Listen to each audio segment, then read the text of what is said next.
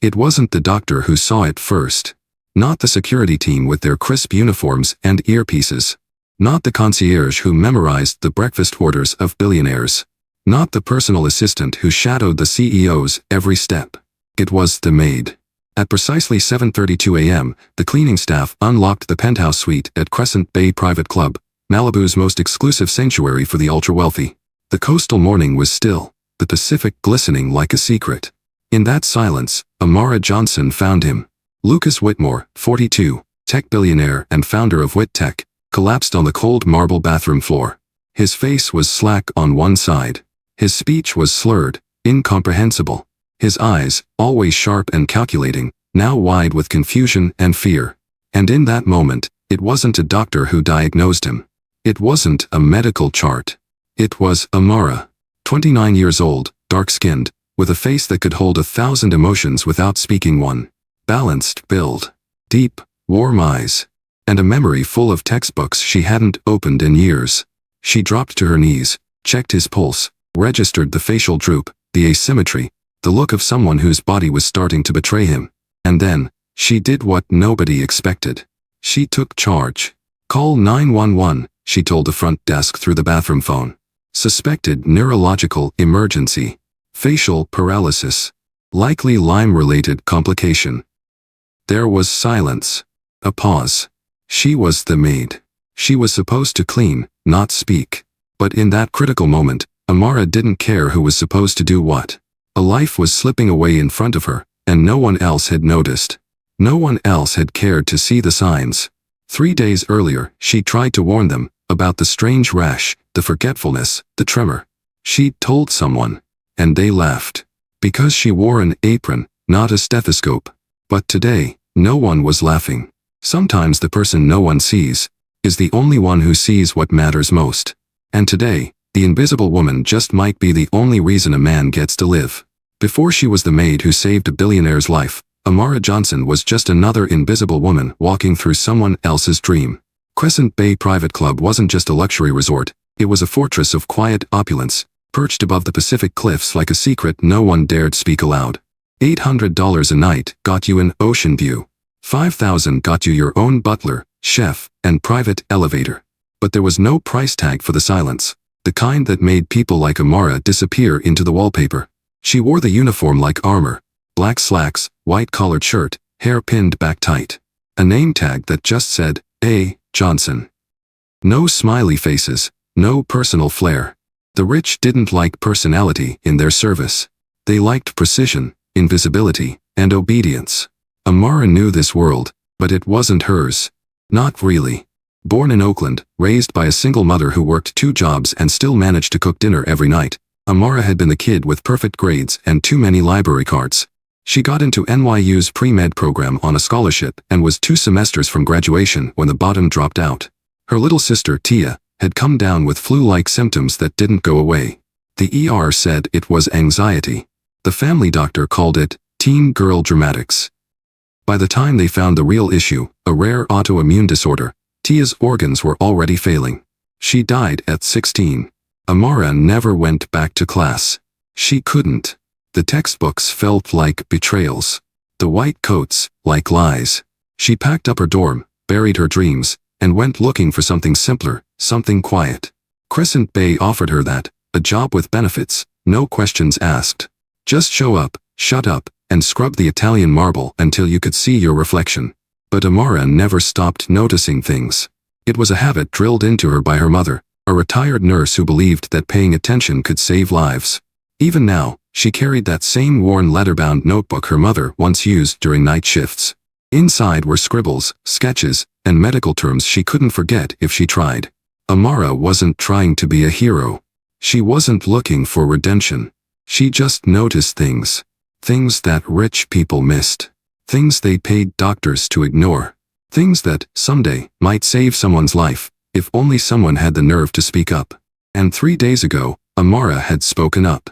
Lucas Whitmore wasn't just another rich man. He was the rich man, the face of Silicon Valley innovation, the man who turned predictive medical software into a multi-billion-dollar empire. The press called him a visionary.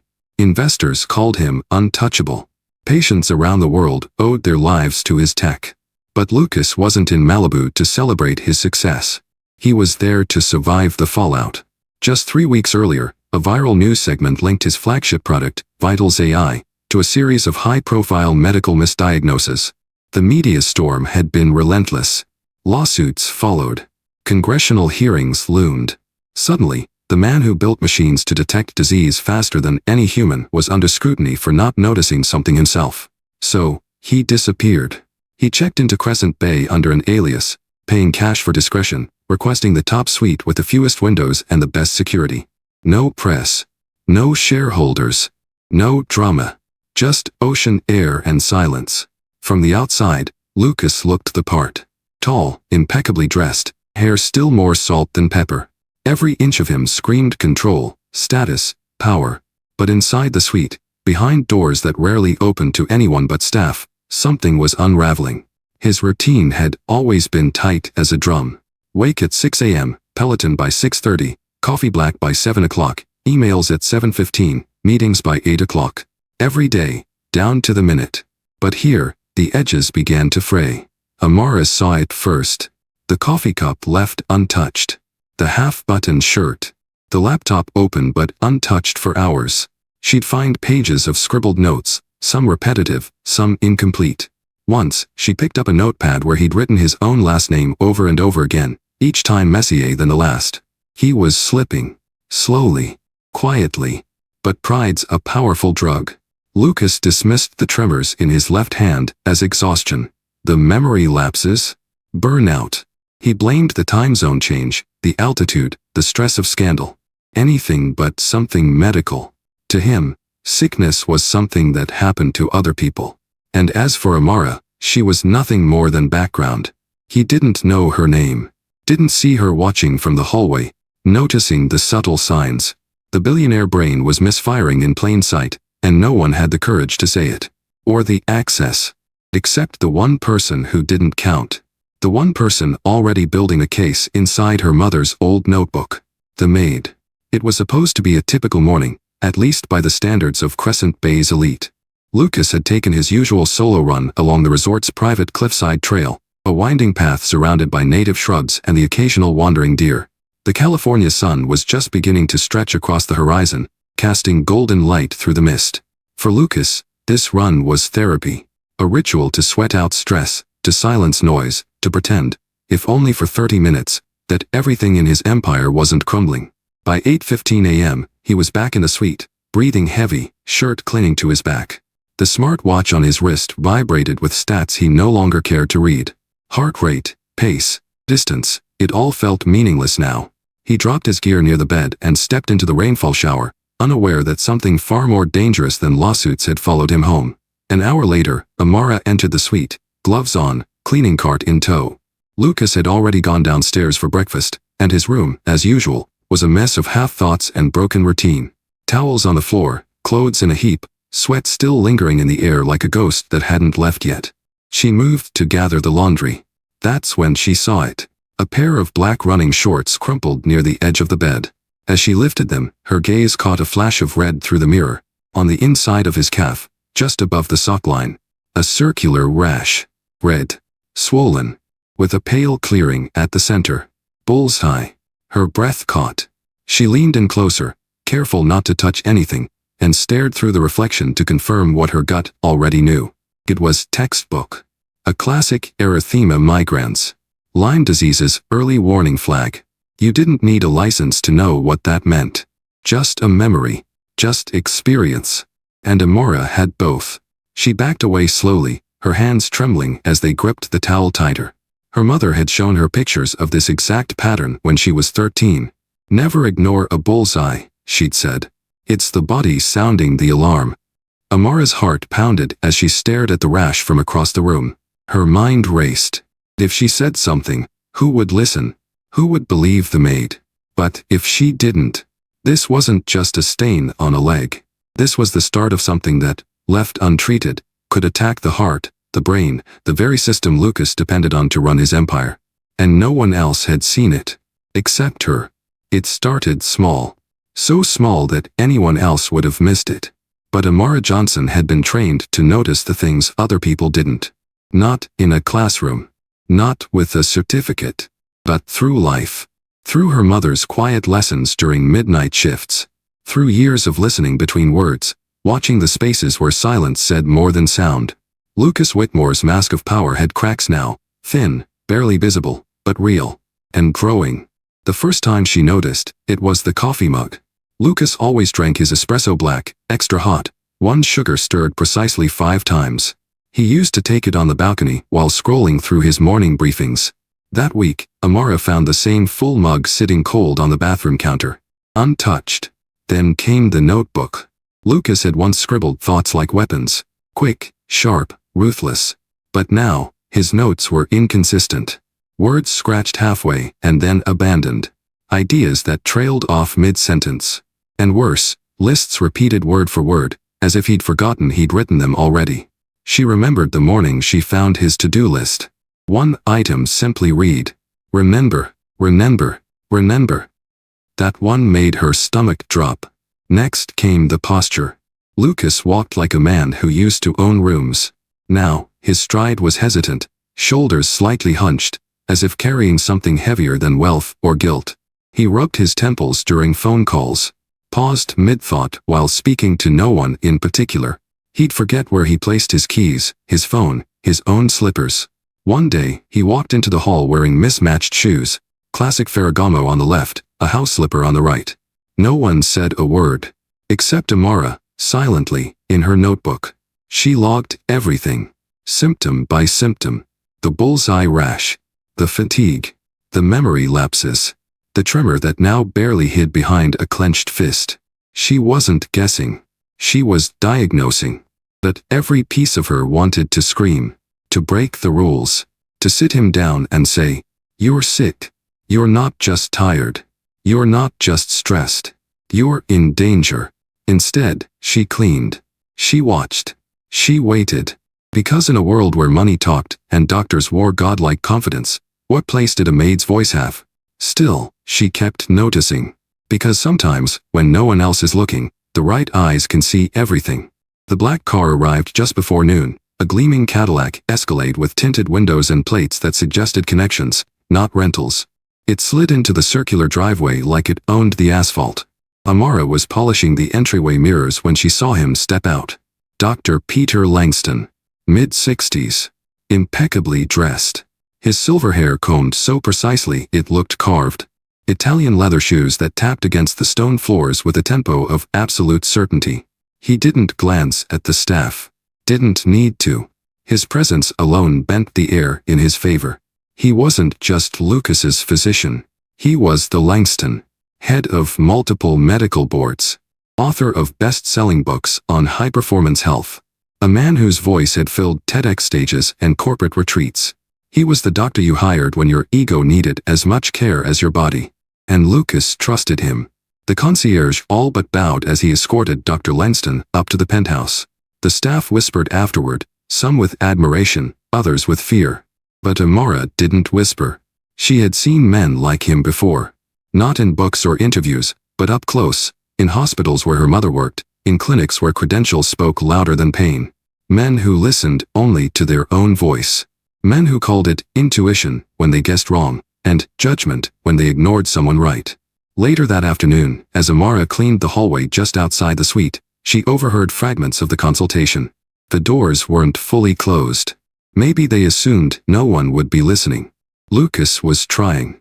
His voice cracked with uncertainty. "I've been forgetting things, zoning out. My legs feel heavy. My left hand's been shaking." Amara stopped breathing.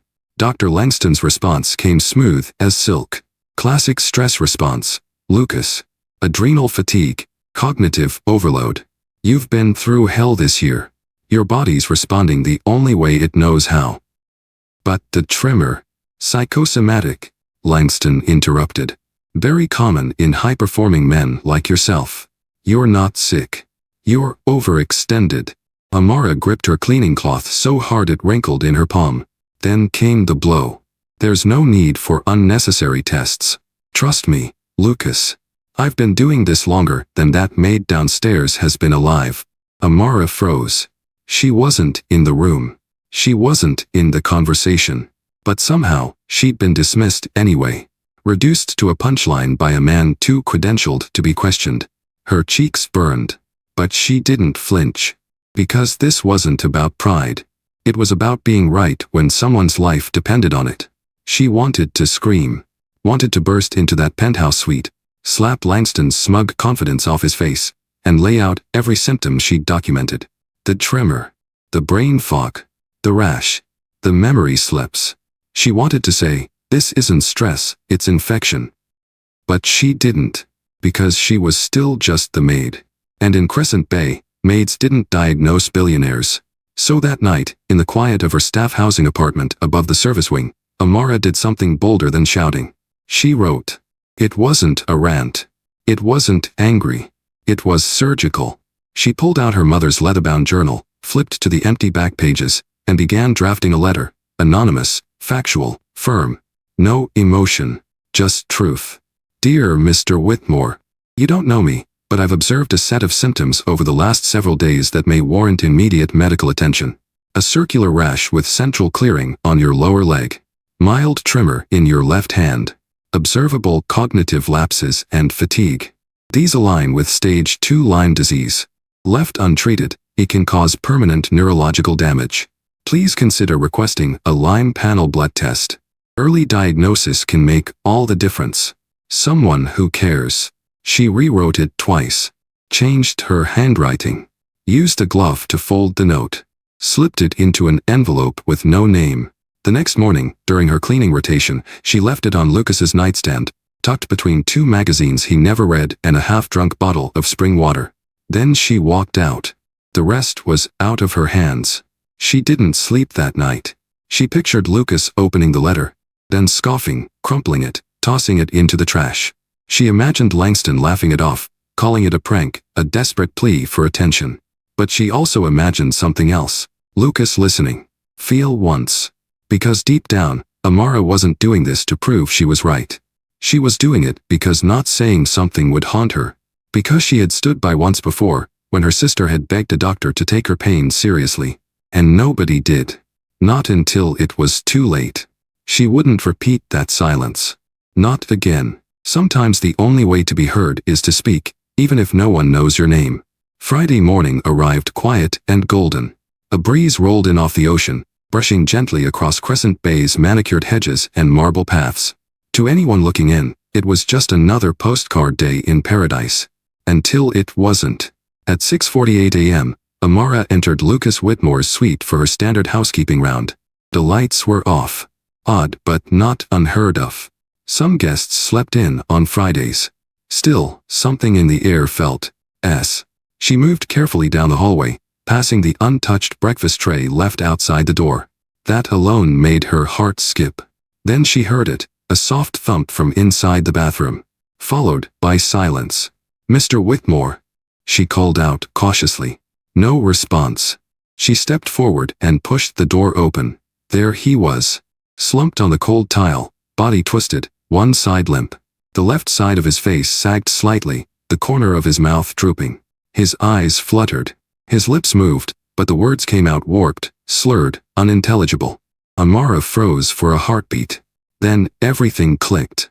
She dropped to her knees beside him, checked his pulse, steady but weak. She gently turned his face, noted the asymmetry, the lack of response on the left side. She didn't need a license to know what she was looking at. Mini-stroke. Neurological event. Lyme. Progressing. She grabbed the suite's landline and dialed 911 with the clarity of someone who'd rehearsed this in her head 1,000 times. My name is Amara Johnson. I'm at Crescent Bay Private Club, Suite 706. Male, 42 years old, showing signs of acute neurological impairment, left side facial droop, slurred speech, possible partial paralysis. Suspected Lyme complication. Requesting immediate medical transport. The dispatcher's tone shifted. Help is on the way. Stay with him. She knelt beside Lucas, placing her hand over his. His skin was clammy.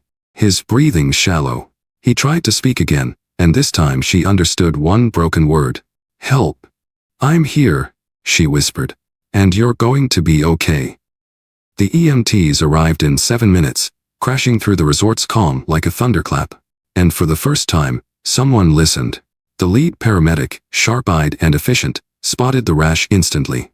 "Bull's eye," he muttered. "Could be neuroborreliosis."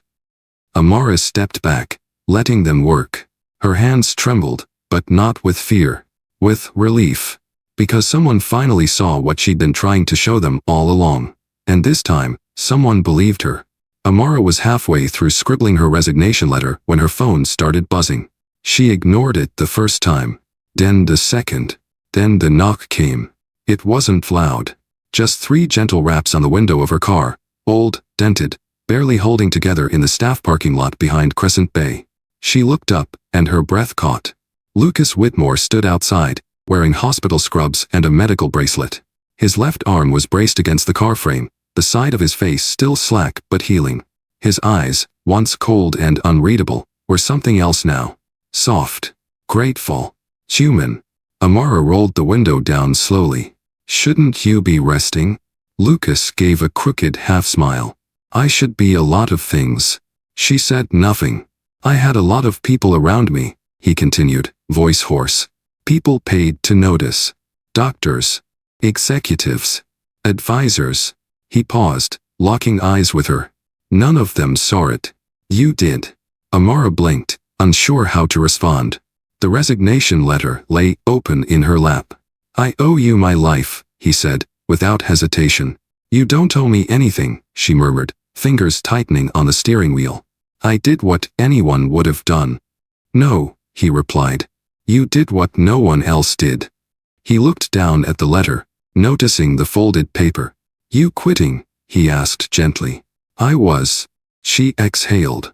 "Not because of you. Because it felt like no one cared until it was almost too late. Like even being right didn't matter." Lucas nodded slowly, absorbing every word. "It matters to me," he said. "It matters more than I ever understood." Amara looked away, the wind slipping in through the cracked window. "You trusted your instincts when everyone else ignored them. That's rare. That's panarchy." She glanced back at him, eyes glistening but steady. "I'm not a doctor," she whispered. "No," he said, his voice certain. "You're something more dangerous than that. You're someone who gives a damn. Someone who notices. And we need more people like you." For a long moment, the only sound was the wind off the ocean and the distant cry of gulls overhead. Then Lucas said the words Amara had never expected to hear. "I don't want you to clean my floors anymore, Amara. I want you to help me fix what's broken in healthcare." The conference hall in San Francisco was packed. Rows of seats filled with lab coats, pressed suits, and clinical eyes. Doctors, researchers, policymakers. The best minds in modern medicine. All gathered to hear Lucas Whitmore deliver the keynote at the National Healthcare Innovation Summit. No one expected what came next. He walked slowly to the podium, no longer the picture-perfect mogul of tech magazines. His stride was steadier than it had been weeks ago, but there was a visible humility in the way he held himself now. Less polished, more present. He wore no tie. No pre-written script. Just a heart that had been cracked wide open. He leaned into the microphone, cleared his throat. "I was wrong," he began. Just 2 words.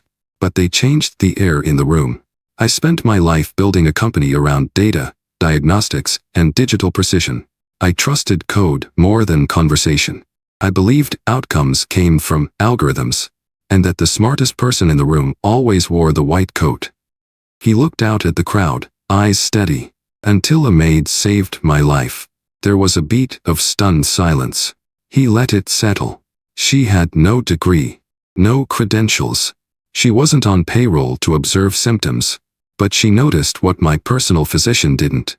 What my own software missed. A red rash. A tremor. A forgetfulness I had brushed off as stress. Lucas took a slow breath. "She wrote me a note. Quiet. Anonymous. Precise. And that note led to a test that saved my brain, my body, my future." He paused again, letting the truth hang uncomfortably in the air. "We've created a system that rewards status over observation, hierarchy over humanity. We train doctors to diagnose, but not always to listen. We've built walls between medical professionals and the very people who spend the most time with patients. Family members, aides, school nurses, janitors, and yes, housekeepers. Heads were nodding now. Lucas stepped back from the podium, then motioned toward the edge of the stage. And now I want you to meet the person who saw what no one else did. From the wings, Amara stepped into the light. She wore a simple dress. No lab coat. No title. But when she spoke, her voice cut through the air like gospel. I don't need a license to care, she said softly. I just needed someone to listen. 3 years had passed since that quiet morning when a maid saved a CEO's life. Now, just outside Denver, nestled in the Colorado foothills, stood the AmaraCare Institute for Collaborative Health, a sleek, glass-panel facility buzzing with energy. But it wasn't the architecture that made it revolutionary. It was the mission, to teach the healthcare system how to listen. Inside, there were no traditional waiting rooms. No white coat barriers.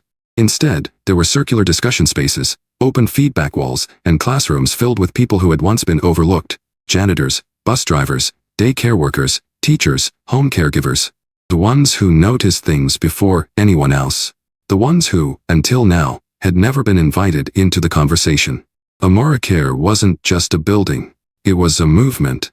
The app they built, also named AmaraCare, was being used in over 200 hospitals across the country. Simple, intuitive, and designed for non-clinical input, it allowed everyday observers to log behavioral changes, physical symptoms, and emotional shifts in patients. Data points that would often be missed during standard 15-minute checkups. A nurse could now see a caregiver's note from 3 days earlier about a patient sleeping more than usual. A physician might catch a pattern of skipped meals submitted by a cafeteria worker. And in more than a few cases, early diagnoses had been made, not by blood tests or scans, but by people simply paying attention. The system didn't replace medical professionals. It made them better. And Amara? She traded her uniform for purpose. She walked the halls in slacks and a deep blue blouse. No badge, no ego, just a quiet confidence that came from being heard. Her office bore only one decoration, her mother's old leather-bound notebook, framed under glass. Lucas was still there, too. Not as a CEO hiding from lawsuits, but as a partner building something he once never imagined, an ecosystem where humility and expertise worked hand in hand. Each week, they held story circles. Not lectures. Not seminars. Stories. One evening, a former school janitor stood up and shared how he spotted signs of anxiety in a child before a counselor ever did. When he finished, Amara smiled and said, "See, that's what this is all about." Because in this new world of healing, the question wasn't, "Who are you?" It was, "What did you notice?" And that made all the difference. In the end, it wasn't about the software. It wasn't about who had the degree, or who didn't. It wasn't even about saving a billionaire's life. It was about listening. Amara sat by the window of her office, sunlight stretching across the mountains in golden ribbons. In her hands was the notebook, her mother's worn leather journal, now aged but still alive with underlined notes, scribbled observations, and coffee stains from long night shifts. She traced the lines of her mother's handwriting, the one that used to comfort her like a blanket. "You don't have to know everything," her mother had once said. "You just have to care enough to notice something others don't." That was the lesson. The real one. Care. Notice. Speak up, even when your voice trembles. AmaraCare was proof that change didn't have to come in grand gestures. It came in quiet rooms. In whispered concerns. In people refusing to stay silent just because the system said they weren't important enough to speak. She thought back to the days she nearly walked away. The resignation letter in her lap. The feeling that even being right wasn't enough. But it was. Because sometimes being right isn't about being loud, it's about being brave. And being brave doesn't require a title. It requires a choice. To show up. To say something. To believe that what you see, what you feel, what you know matters. Across the country now, janitors, cafeteria workers, home health aides, and school bus drivers were logging symptoms. They were being trained to notice. Encouraged to speak. And they were saving lives, quietly, daily, in ways the world didn't always notice. But Amara noticed. Lucas noticed. And because of that, the system was finally starting to change. Her phone buzzed. A message from a hospital in Kansas. Observation logged by night cleaner flagged early Parkinson's. Confirmed. Patient now receiving treatment. Thank you. She smiled. It wasn't just one life anymore. It was hundreds. Soon, it would be thousands. So the next time someone tells you your voice doesn't matter, remember this. You don't need letters after your name to make a difference. You just need to care. And to notice the things no one else does.